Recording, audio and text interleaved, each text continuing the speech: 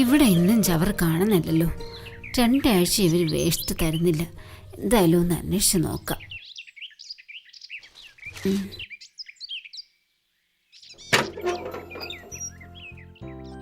Madam,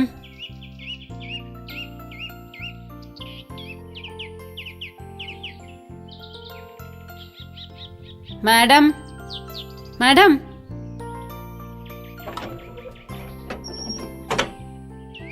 എന്താ?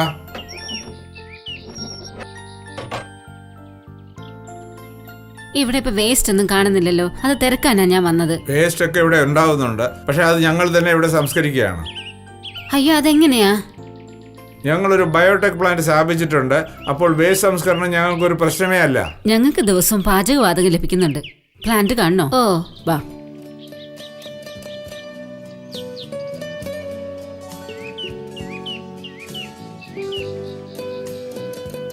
ഇതാണ് ഞങ്ങളുടെ ബയോടെക് പ്ലാന്റ്.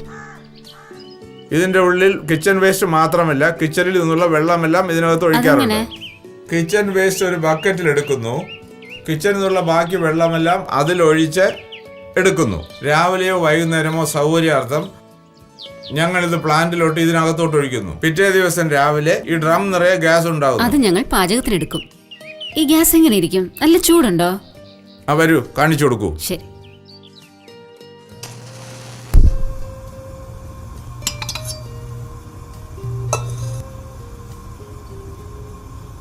ഇത് സാധാ ഗ്യാസ് പോലെ കത്തുന്നല്ലോ.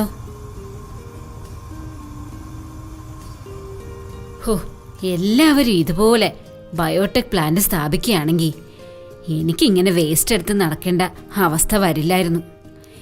ഏതായാലും ഇന്ന് തന്നെ ഞാൻ എൻ്റെ മകനോട് പറഞ്ഞ് അവൻ്റെ വീട്ടിലും ഒരു ബയോടെക് പ്ലാന്റ് സ്ഥാപിക്കും. നമ്മുടെ വീട്ടിലെ മാലിന്യം ഓരോരുത്തരും വീട്ടിൽ തന്നെ സംസ്കരിക്കുന്നത് മൂലം സ്വച്ഛ് ഭാരത് യജ്ഞത്തിൽ പങ്കാളികളാകുന്നു. ഇങ്ങനെയാണെങ്കിൽ നമ്മുടെ നാട് നന്നാവും.